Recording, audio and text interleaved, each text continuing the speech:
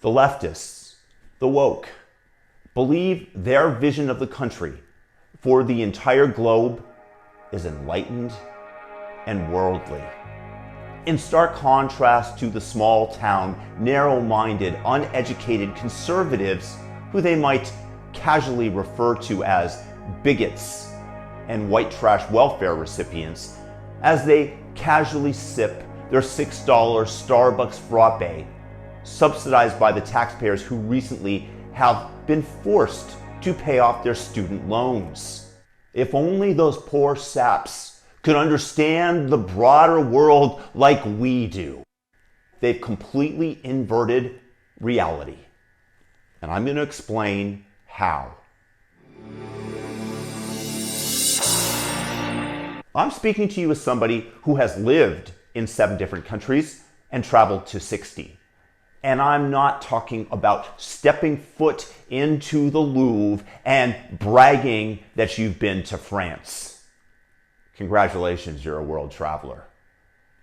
I'm talking about deserts of Syria right before everything blew up, literally and figuratively, getting kicked out of Russia and crossing the Mongolian border on foot, sleeping in the Amazon jungle, and listening to many tales of Soviet communism from people who grew up within the system from inside the dilapidated homes of their childhood.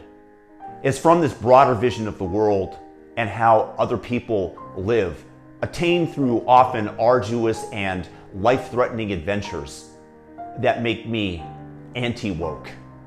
And here is my perspective.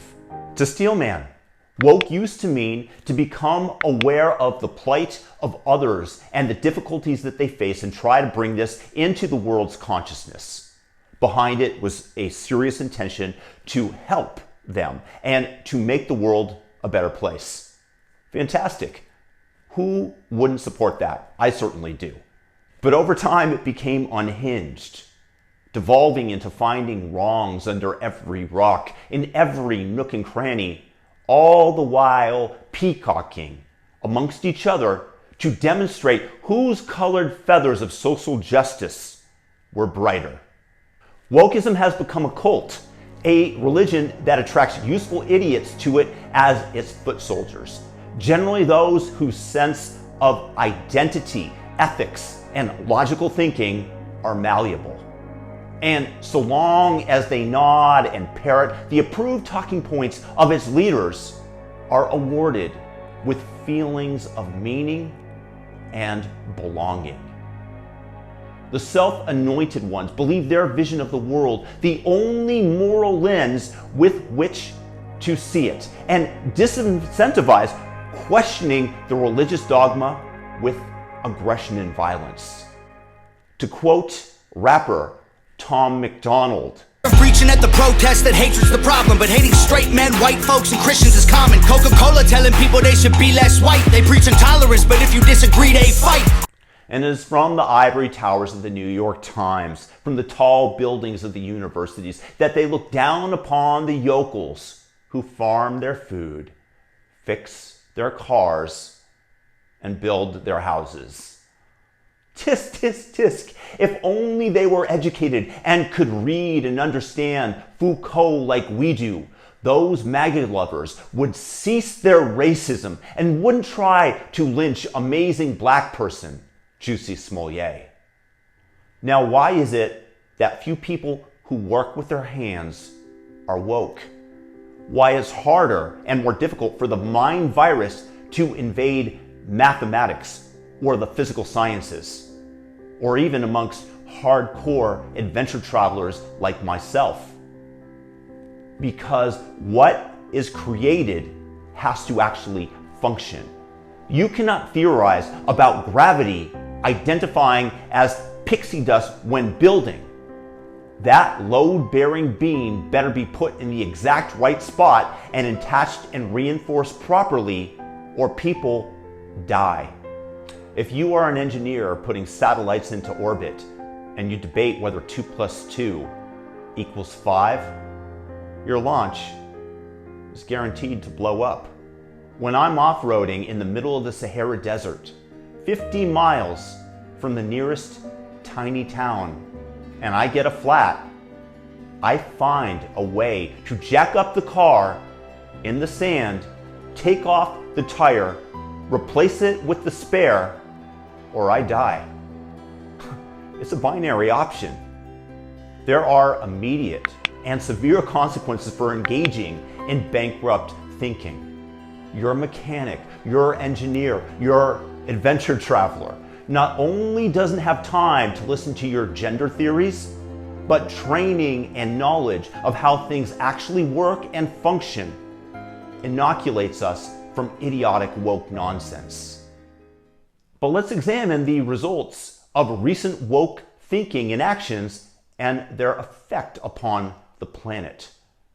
Woke is Greta Thunberg and the leaders of Europe obediently heeding her demands to enact the European Green New Deal and shutting off nuclear energy in Germany.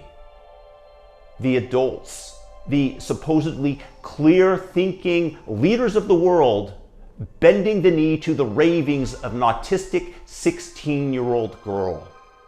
How dare you! The results? Europe is in the midst of a major energy shock and prices shooting through the roof as Russia leverages their stupidity by cutting off the natural gas going into Europe with the outcome in mind of taking Ukraine. And odds are that the Russians don't stop there if the Europeans cave and capitulate. Hello, Baltic states, or maybe nuclear war. But, as AOC says it, it's more important to be morally correct than factually. How dare you! Woke is listening to a self-proclaimed Marxist organization cloaking themselves in victimhood, who have stated that they wanted to disrupt the nuclear family and demand that you defund the police or you're a bigot.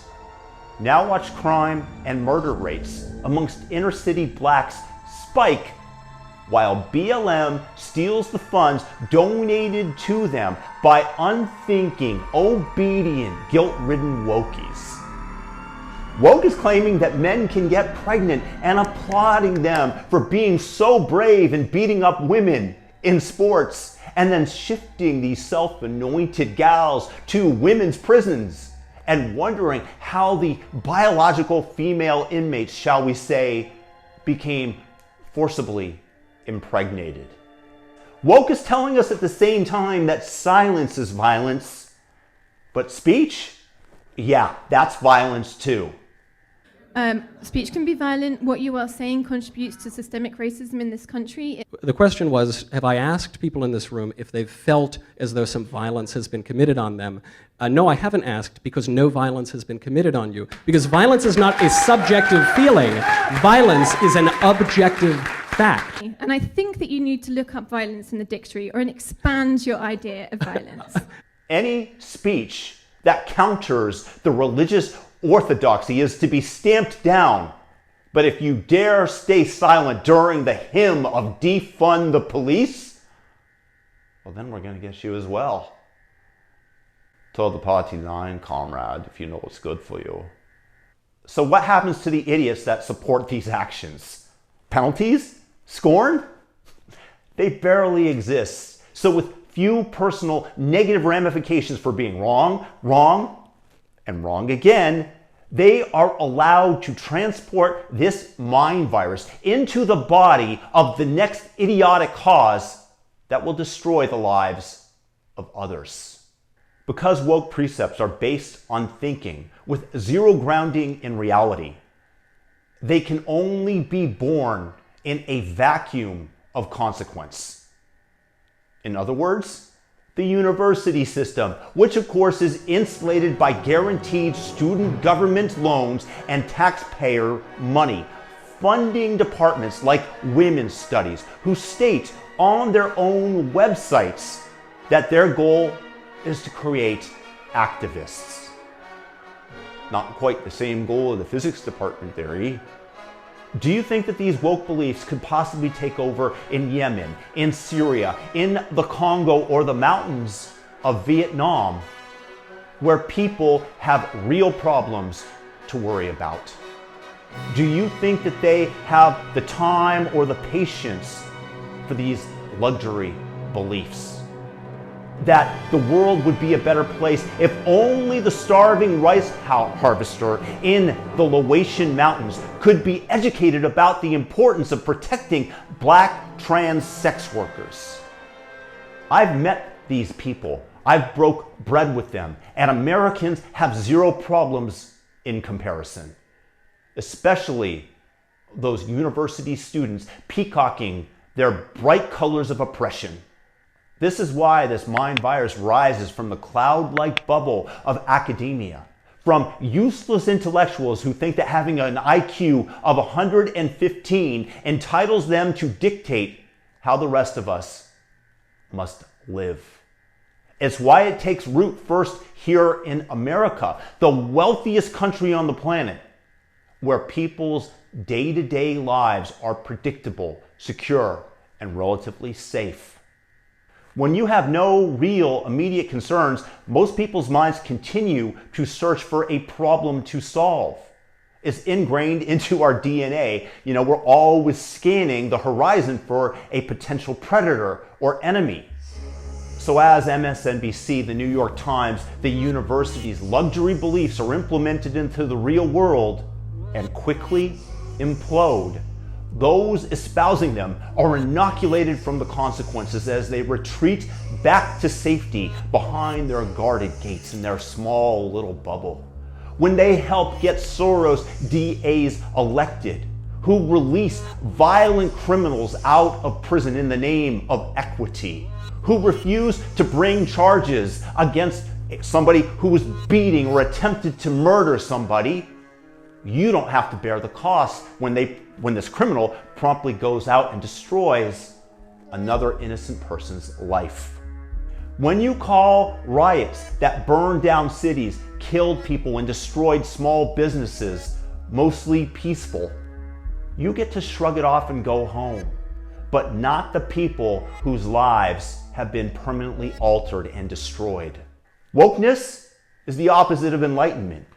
It is, in fact, narrow-minded, one-level thinking that doesn't even take into account the secondary effects of its horrible ideas, and is willing to sacrifice anyone at the altar of their religion if they deem it the morally correct thing to do.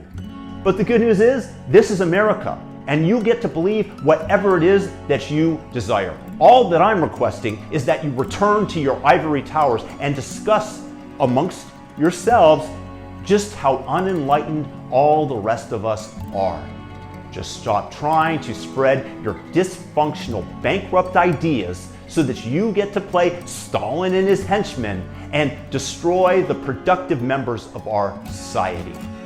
Those who are building your house, that send up your satellites, or that drill your oil. Or maybe you want to go cold this winter, like Europe.